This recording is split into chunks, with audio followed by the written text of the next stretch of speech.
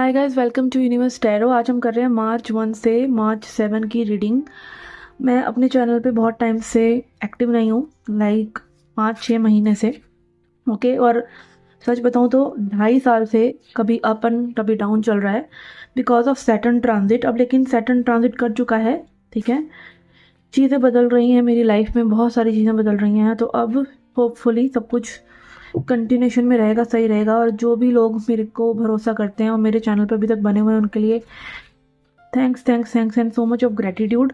कुछ सिर्फ 30-40 सब्सक्राइबर्स हैं जो इम्पेशेंट थे और वो छोड़कर चले गए, पर वो भी वापस आ जाएंगे। सो यस, तो कंटिन्यू करते हैं आपकी reading. Okay, let's get started. Message for Gemini. Okay, यहाँ पे I will take these 3 cards, I will take this one as well. Okay, हमारे पास है Hierophant, Hanged One, Empress and 2 of pentacles. Okay, ऐसा लग रहा है बहुत ही स्पिरिचुअल पाइल है ये, स्पिरिचुअल लोग हैं जिनके लिए रीडिंग आई है, ठीक है। स्पेसिफिकली हेरोफेंट दिखा रहा है कि आपने अपनी लाइफ में बहुत ज़्यादा चीज़ें देखी हैं, अपने ऊपर बहुत वर्क करा है, बहुत डिस्कम्फर्ट भी झेला है, ठीक है। यूनिवर्स ने आपको बहुत ज़्यादा टेस्ट किया है। And then we have Empress. तो यहाँ पे ऐसा लग रहा है लेकिन आपकी लाइफ में वो फेज़ जो आपको टेस्ट कर रहा था, वो फेज़, वो लॉन्ग फेज़ ख़त्म हो रहा है। एंड यहाँ पे मे भी हो सकता है आप फाइनेंशियली थोड़ा स्ट्रगल कर रहे हो with the 2 of pentacles, but universe आपको ये कह रहा है कि जिस चीज़ की महारत, लाइक एनर्जी को समझने की, अपने आप को समझने की, किस चीज़ में एनर्जी देनी है, किस में नहीं देनी, किस में टाइम एनर्जी देनी है, किस में नहीं देनी, ये सब आपको समझ में आ चुका है। आपके पास वो एनर्जी की दौलत भरपूर है, ठीक है। आपके पास लाइक वो सब कुछ है जो होना चाहिए एक्चुअली में। जो फाइनेंशियल प्रॉब्लम्स या फाइनेंशियल डिस्टर्बेंस अगर है भी है, वो टेम्पररी है, और वो इसलिए है कि मे बी अभी लाइफ ने वो बूस्ट आपको दिया ही नहीं है। आपको पहले लाइफ ने रेडी करा है फॉर दिस अबंडेंस। कई बार क्या होता है, जब तक जिन लोगों का कुंडली में शनि भी भारी होता है ना, उन लोगों को भी 36 ईयर्स तक प्रॉब्लम आती ही है फाइनेंशियली, ठीक है। उसके बाद वो लोग निखरते हैं, ठीक है। तो again it can be your case also, but ऐसा लग रहा है कि यहाँ पे रिवार्ड यूनिवर्स आपको कर रहा है, बट स्लोली, और पहले उन चीज़ों को दे रहा है जो कि आपकी ज़रूरत है, ना कि आपकी चाहत है, ठीक है। तो again surely but surely you are going where you need to go. Okay, let's see अब एडवाइस देखते हैं आपके लिए। We have stillness. Yes, again life में आप में ठहराव आ जाए, ये पहले सबसे बड़ी चीज़ है, और वो आ गया तो फिर बाकी चीज़ें तो अपने आप ही आ जाएंगी। और अगर ठहराव के बिना बाकी चीज़ें पहले आई तो कहीं ना कहीं अपने वो लो वाइब्रेशन के चलते, वो हाई कर्मा के चलते, या वो एक जैसे कई लोग सोल में, कई लोगों की सोल में या लोगों में हम बेसिकली देखते हैं कि मैच्योरिटी नहीं है। पैसा है पर मैच्योरिटी नहीं है, सब कुछ है लाइफ में, पर एक शांति नहीं है। तो वो शांति क्यों नहीं है? क्योंकि उनके अंदर वो स्टिलनेस नहीं है, वो सोल में वो मैच्योरिटी नहीं है। बट आपका अगेन यही सीन लग रहा है कि यूनिवर्स आपको पहले वो मैच्योरिटी, वो इमोशनल मैच्योरिटी, वो स्पिरिचुअल मैच्योरिटी देना चाहते हैं, फिर उसके ऊपर वो मटीरियलिज्म या मटीरियल चीज़ें सजाना चाहते हैं। तो universe has a plan for you, और आपको उसमें विश्वास रखना चाहिए। देखिए, बॉटम ऑफ द डेक भी है डिवाइन विजडम। तो अपनी विजडम में जो अभी तक आपने जाना है, समझा है यूनिवर्स को, उसमें विश्वास रखिए, ठीक है। विश्वास रखना ही सब कुछ है, बिलीव करना ही सब कुछ है। बिलीव करेंगे तो सब कुछ है, नहीं तो कुछ भी नहीं है। ओके, और वो आता था, इरफान खान का सीरियल भी आता था, मानो या ना मानो, ठीक है। तो आप दोनों साइड जा सकते हैं, आप ना मानने वाली साइड भी जा सकते हैं, मानने वाली साइड भी जा सकते हैं, बट मैजिक हैपन्स जब आप मान लेते हैं, ठीक है। जानना जरूरी नहीं है। कई लोग जैसे स्पिरिचुअल जर्नी में हम क्या करते हैं, ज्ञान के बाद ज्ञान बस बटोरते चले जाते हैं। इस वाले फिलोसफर को सुन लिया, उसको सुन लिया, ओशो को सुन लिया, इसको सुन लिया, ये ठीक लग रहा है, वो ठीक लग रहा है, और ज्ञान और ज्ञान और ज्ञान और ज्ञान, और कुछ लाइफ में चेंजेस नहीं आ रहे। चेंजेस तभी आते हैं जब आप मान लेते हैं कि there is a higher power taking care of you and you do not need to do anything. और आप कोई छोटी मोटी हस्ती नहीं है, आप एक डिवाइन बीइंग हैं। आप सिर्फ एक ही शरीर या बॉडी नहीं, आप डिवाइन बीइंग हैं, और आपको किस चीज़ की कमी पड़ सकती है, ठीक है। तो ये चीज़ समझ लेना ही आपके अंदर वो स्टिलनेस लाता है, वो डिवाइन विजडम लाता है, एंड देन वो मटेरियलिज्म की सजावट तो हो ही जाएगी आपकी लाइफ में। ओके, वो सब चीज़ें तो आ ही जाएंगी, वो घर, वो गाड़ी, वो बंगला, वो रिश्ते तो आ ही जाएंगे पहले, लेकिन उसको समझिए कि आप क्या हैं। ठीक है, ओके, तो ये थी आपकी जर्नल रीडिंग। लेट्स सी और love life reading now. Okay, पहले देखेंगे लव लाइफ के लिए कुछ general messages. We have shallow.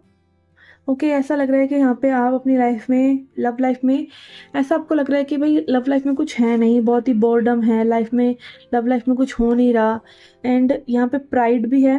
ठीक है, इट कैन बी कि आप ऐसे लोगों से डील कर रहे हैं जो प्राइडफुल हैं, या फिर अगेन मेरे को ऐसा लग रहा है कि कुछ लोगों के लिए कि आप जो है ना अपनी लव लाइफ में जो शैलोनेस है उसको प्राइड से ढक रहे हैं कहीं ना कहीं।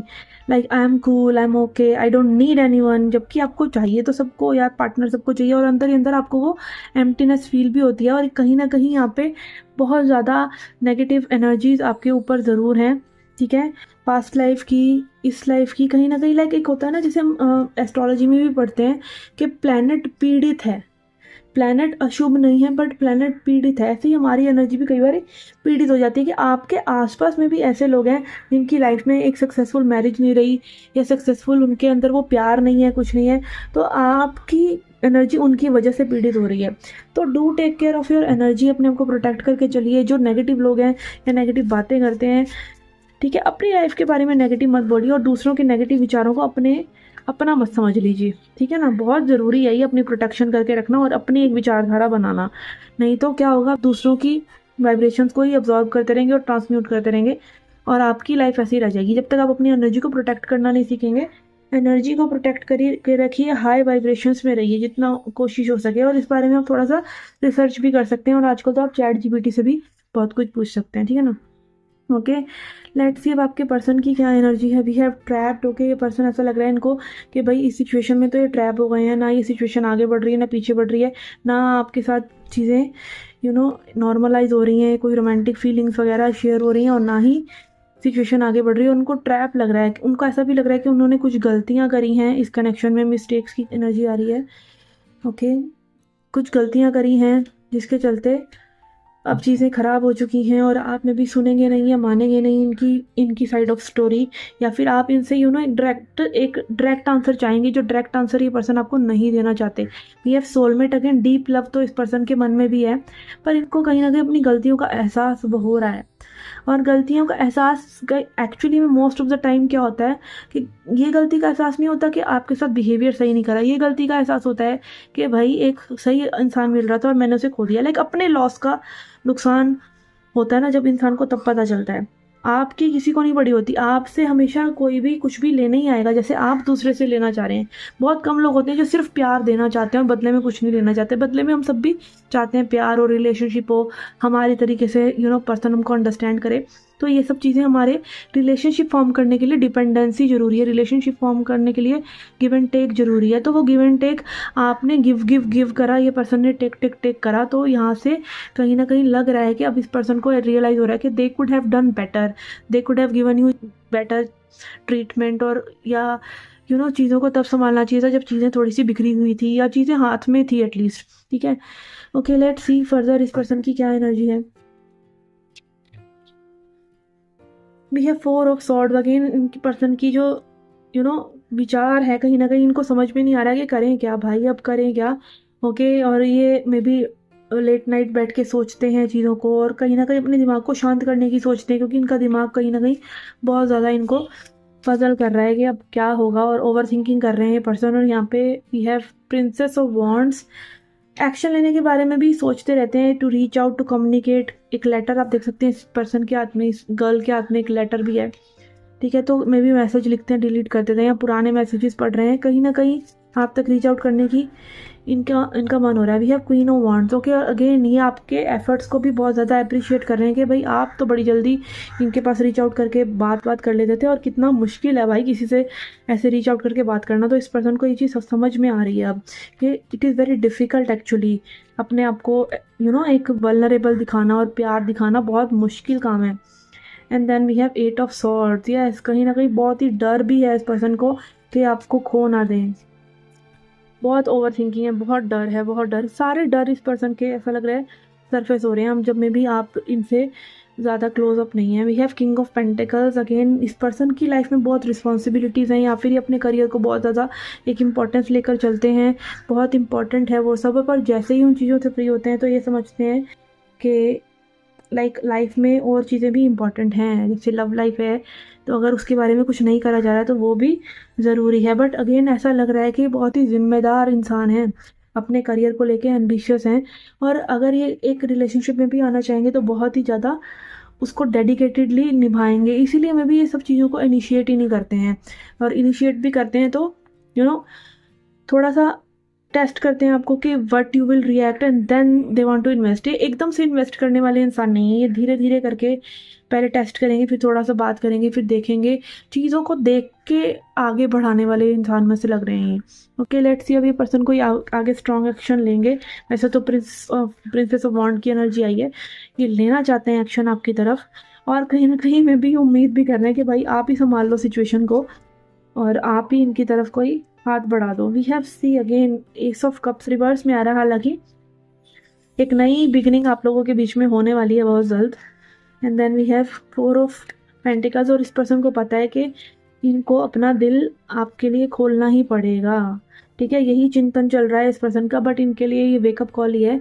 वेकअप कॉल अगेन यही है कि आपकी इंट्यूशन आपको बताती है, आपको जगाती है कि भाई सामने वाले पर्सन के प्रति आप उसके एफर्ट को समझें या लाइफ को समझें। कई बार क्या होता है कि हम दूसरा पर्सन हमें बहुत सी चीज़ें कह भी रहा होता है, बट हम सुन नहीं रहे होते अपने बारे में, हम अपना ही पक्ष रखते रहते हैं, अपना ही विचार बनाते रहते हैं और उन्हीं पे चलते रहते हैं। कई बार सामने वाले की सुननी भी चाहिए। तो अगेन ये समझ पा रहे हैं कि आप जो चीज़ें जो बातें इनको कह रहे थे ना वो सही थी। ठीक है, और कहीं ना कहीं में भी आपको भी फील होता हो कि ये पर्सन जो कहते हैं सिचुएशन में वो सही कहते हैं, और आपको उनकी भी माननी चाहिए, सुननी चाहिए। ठीक है, तो अगेन वो कम्युनिकेशन वगैरह आप लोगों के बीच में करेक्टली अगर हो जाए तो चीज़ें बेटर हो सकती हैं। मतलब गलत अंडरस्टैंडिंग की वजह से यहाँ पे आप दोनों में भी एक दूसरे से अलग हैं, otherwise there is no big gap like आप लोगों की एनर्जी में। थोड़ा सा अंडरस्टैंडिंग और कम्युनिकेशन अगर सही तरीके से हो जाए तो चीज़ें बहुत ही स्मूथ हो सकती हैं। वी हैव अम्बिशन अगेन, मैंने अभी बोला ये पर्सन बहुत अम्बिशन है, तो मे बी अगेन एम्बिशन की तरह ही वो इस कनेक्शन को भी देखते हैं। लेकिन इनके लिए कनेक्शन भी एक वर्क है। अगर इन्होंने किसी के साथ कनेक्शन में आना है तो इनको ये लगता है कि वो भी इनकी जिम्मेदारी है, they have to do something about it, इसलिए उसको लाइक ये जिम्मेदारी की तरह कनेक्शन को भी ले रहे हैं। और आपको भी ऐसा ही लेना चाहिए। एक्चुअली में रिश्ते जोड़ना बहुत आसान है, बट रिश्तों को निभाना बहुत मुश्किल है, और ये चीज़ इस पर्सन को समझ में आती है, इसलिए ये उतना ही में भी कमिट करते हैं जितना ये एक्चुअली में कर सकते हैं। ठीक है, तो listen to their perspective also. कई लोग क्या होता है, कई लोग बिल्कुल अभी में ज़िंदगी जीते हैं। ऐसा नहीं कि हम भाई 1 साल बाद शादी कर लेंगे, अरे अभी तो पट नहीं रही, अभी तो बात भी नहीं हो रही ढंग से, तो शादी कैसे कर लेंगे, अभी तो चीज़ें सही होनी चाहिए ना। तो कई लोग प्रैक्टिकल होते हैं, वो अभी की सिचुएशन को बहुत अच्छे से समझते हैं, उनका माइंड ऑलरेडी खुला हुआ है। बट कई बार क्या होता है कि हम नहीं समझ पाते हैं कि सामने वाला पर्सन क्या कह रहा है। तो बहुत ही एम्बिशियस होकर अगर आप इस चीज़ों को करेंगे कि यस इसको करना है, इसको एक डायरेक्शन देना है और एक जिम्मेदारी आप इस कनेक्शन की उठाएंगे, तो चीज़ें बेटर हो सकती हैं। ओके, तो this was your reading guys. I hope you liked it, I hope you enjoyed it. Do like, share, subscribe, and you can reach out for personal reading if you want to on my WhatsApp. ठीक है, and I will see you in the next reading. Till then, take care, love and light.